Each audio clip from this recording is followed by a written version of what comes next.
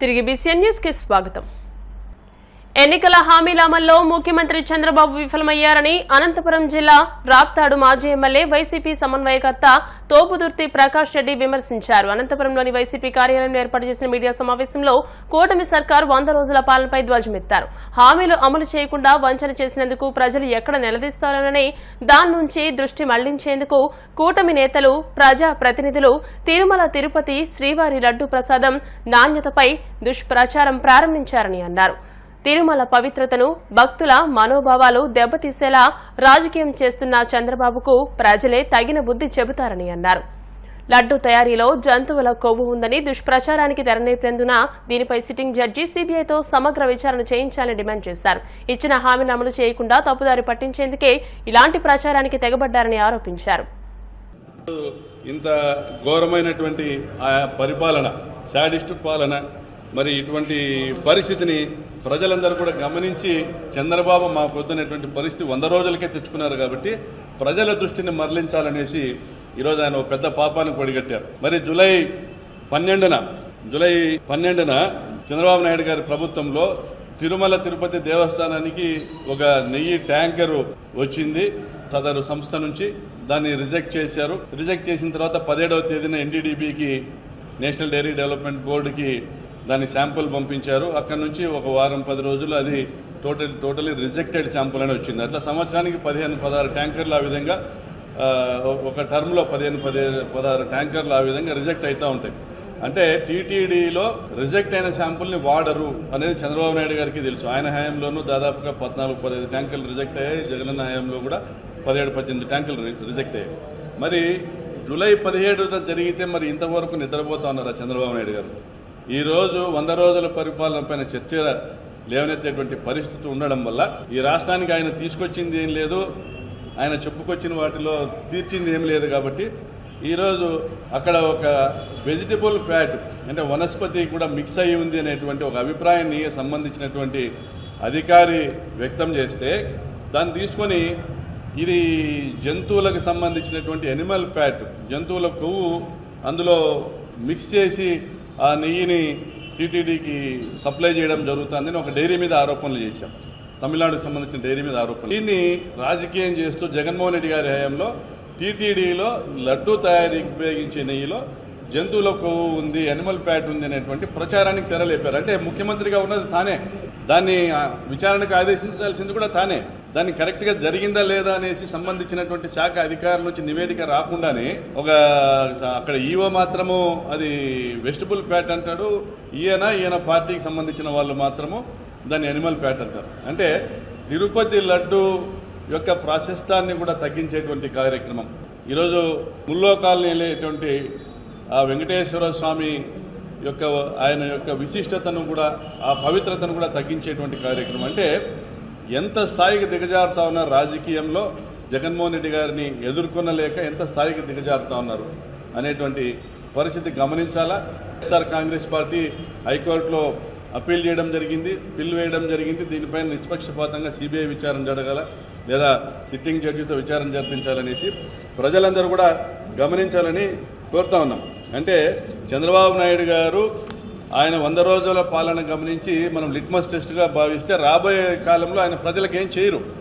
ఎంతసేపు ప్రతిపక్షం లేకుండా చేసుకోవాలా, ప్రతిపక్ష నాయకులకు వీలైనైతే ఇబ్బందులు పెట్టాలా, ప్రలోభాలు పెట్టాలా, పార్టీలు మారేటట్లు చేసుకోవాలా, విజిలెన్స్ విచారణ పేరుతో ఒత్తిళ్లు తీసుకురావాలా అనేటువంటి కార్యక్రమము ఆయన ఈ ప్రభుత్వాన్ని వాడుకుంటా ఉన్నారు, ఈ అధికారాన్ని వాడుకుంటా ఉన్నారు. ఈ రాష్ట్రానికి ఆయన చేయబోయేది శూన్యము అనేసి ప్రజలు గమనించాలా.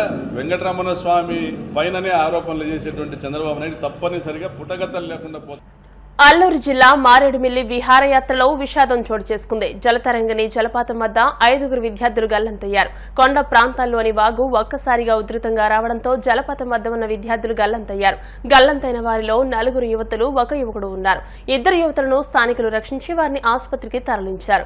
మిగతా 3 యువతులు, 1 యువకుడి కోసం పోలీసులు గాలింపు చర్యలు చేపట్టారు. విహారయాత్రకు మొత్తం 13 మంది విద్యార్థులు వచ్చారు. ఏలూరు ఆశ్రమం మెడికల్ కాలేజీ విద్యార్థులుగా వీరిని గుర్తించారు. శ్రీకాళహస్తీశ్వర స్వామివారిని ప్రముఖ హీరోయిన్ నమిత కుటుంబ సమేతంగా దర్శించుకున్నారు. ఈ సందర్భంగా ఆలయ అధికారులు వారికి ఘన స్వాగతం పలికారు. కుటుంబ సమేతంగా రాహుకేతు పూజలు చేశారు. దర్శనానంతరం స్వామివారి తీర్థప్రసాదాలు అందజేశారు. వేద పండితులు వేద ఆశీర్వచనాలు ఇచ్చారు. ఈ కార్యక్రమంలో ఆలయ అధికారులు, అర్చకులు, ఈవో మూర్తి పాల్గొన్నారు. లడ్డూ వివాదంపై వైసీపీ నేత రోజా తీవ్ర స్థాయిలో స్పందించారు. తన పాలనలో అఘాయిత్యాలను కప్పిపుచ్చుకునేందుకే చంద్రబాబు డైవర్షన్ పాలిటిక్స్ ప్లే చేస్తున్నారని అన్నారు. వరదలు, మహిళలు, వైసీపీ నాయకులపై దాడులు, హామీలు నెరవేర్చలేదన్నారు. లడ్డూ ప్రసాదంపైకి ప్రజల దృష్టిని మళ్లించే ప్రయత్నం చేస్తున్నారని అన్నారు. తన రాజకీయ లబ్ధి కోసం వెంకటేశ్వర స్వామిని సైతం వదలలేదని దుయ్యబట్టారు.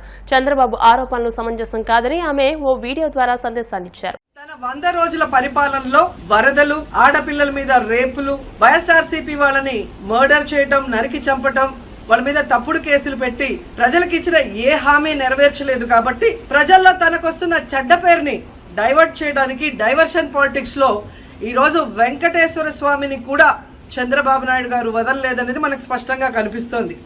ఎందుకంటే ఆయనకి ఎప్పుడు అలవాటు, ఎప్పుడెప్పుడు ఆయనకి చెడ్డ పేరు వస్తుందో అప్పుడు ఏదో ఒక ఇష్యూని ఆయనే క్రియేట్ చేస్తాడు.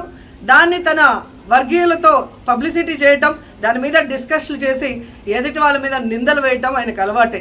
కానీ ఈ రోజు మీరు చూస్తే సాక్షాత్తు టీటీడీలో తిరుమల లడ్డూ మీద ఇంత దిగజారుడుతనంగా చంద్రబాబు నాయుడు గారు మాట్లాడతారని ఎవరు ఎక్స్పెక్ట్ చేయలేదు. ఈ రోజు ఆయన మాట్లాడాక ప్రతి ఒక్కరు కూడా చీకొట్టడం మనం గమనిస్తూనే ఉన్నాం. ఎందుకంటే సాక్షాత్తు చంద్రబాబు నాయుడు గారి కొడుకే చెప్పాడు టీటీడీలో ముఖ్యమంత్రికి ఎటువంటి సంబంధం ఉండదు అని. అలాంటప్పుడు జగన్మోహన్ రెడ్డి గారు ఏదో దగ్గరుండి తిరుపతి లడ్డూలో యానిమల్ ఫ్యాట్ని మిక్స్ చేయించినట్టుగా ఆయన ఈరోజు ఆరోపించడం ఎంతవరకు సబబని నేను అడుగుతున్నాను. ఒక్కసారి మీరు గమనించండి, చంద్రబాబు నాయుడు గారు ముఖ్యమంత్రి అయిన తర్వాత జూన్ 21వ తేదీ ఈవోగా శ్యామలరావు గారు మరి అక్కడికి రావడం జరిగింది. నెయ్యి వాసన చూస్తూ లడ్డూలో స్వచ్ఛమైన నెయ్యిని మేము వినియోగిస్తున్నామని ఆయన చెప్పడం కూడా మీరు అందరూ గమనించుంటారు. జూలై 6వ తేదీ 12వ తేదీ 2 సార్లు ట్యాంకర్లది టెస్ట్ చేయడం జరిగింది. అందులో వెజిటబుల్ ఫ్యాట్ మిక్స్ అయింది కాబట్టి దాన్ని రిజెక్ట్ చేశాము, దాన్ని వాడలేదు అని శ్యామలరావు గారు చెప్పడం మనం అందరం కూడా గమనించాం.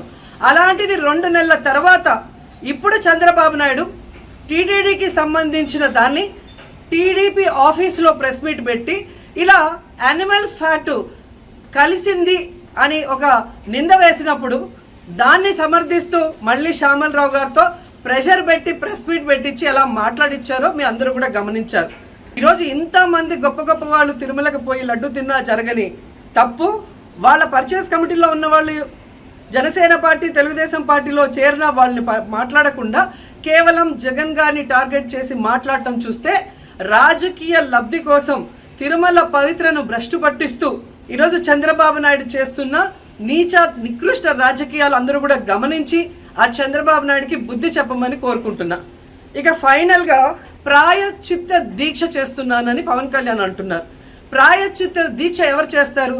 తప్పు చేసిన వాళ్ళు చేస్తారు. అంటే చంద్రబాబు నాయుడు తప్పు చేశాడు, ఇది అబద్ధం, ఈ లడ్డూలో కల్తీ జరగలేదు, ఇది నాకెక్కడొచ్చి ఆ పాపం చుట్టుకుంటుందన్న భయంతో పవన్ కళ్యాణ్ ప్రాయశ్చిత్త దీక్ష చేస్తున్నారనేది ఈరోజు మా అందరికీ అర్థమవుతున్న విషయం. ఎందుకంటే ఈ రాష్ట్రంలో తిరుమల కొండ మీద 1000 కాళ్ల మండపాన్ని కొట్టేసింది చంద్రబాబు నాయుడు. దుర్గా గుడిలో క్షుద్ర పూజలు చేయించింది చంద్రబాబు నాయుడు. విజయవాడలో 25కు పైగా పవిత్రమైన దేవాలయాల్ని కూర్చింది చంద్రబాబు నాయుడు. పూజల్లో బూట్లు వేసుకొని పూజలు చేస్తూ అన్ని తొక్కేసింది చంద్రబాబు నాయుడు గారు. ఇలాంటి చంద్రబాబు నాయుడు కోసం ఎన్ని ప్రాయశ్చిత్త దీక్షలు చేసినా ఆయనైతే దేవుడు క్షమించడు. తిరుమల తిరుపతి దేవస్థానాన్ని అడ్డం పెట్టుకొని జగనన్న మీద దుమ్మెత్తి పోసే కార్యక్రమాల్లో ప్రతిష్టగా దిగజారిస్తే తిరుపతి అమ్మాయిగా నేను ఊరుకునేది లేదని కూడా ఈ సందర్భంగా తెలియజేసుకుంటున్నాను.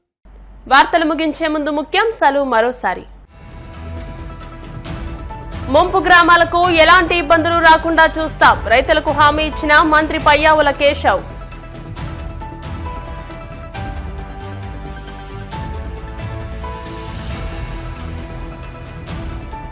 ప్రజా సమస్యల పరిష్కారమే లక్ష్యమన్న రాజానగరం ఎమ్మెల్యే బత్తుల. కూటమి వచ్చిన వెంటనే ల్యాండ్ టైటిలింగ్ యాక్ట్ ను రద్దు చేస్తామంటూ స్పష్టం.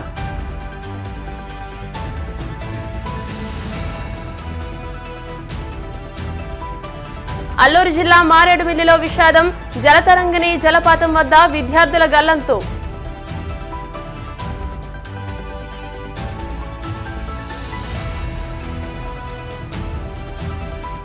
నర్సాపురం నుంచి హైదరాబాద్ శంషాబాద్ ఎయిర్పోర్టుకు ఆర్టీసీ సర్వీసు ముఖ్య అతిథిగా పాల్గొని ప్రారంభించిన ఎమ్మెల్యే బొమ్మిడి నాయకర్. ఈ వార్తలు ఇంతటితో సమాప్తం. మరిన్ని వార్తల కోసం BCN digital YouTube channel, Facebook page ని ఫాలో అవ్వండి. అప్డేటెడ్ వార్తల కోసం ప్లీజ్ సబ్స్క్రైబ్.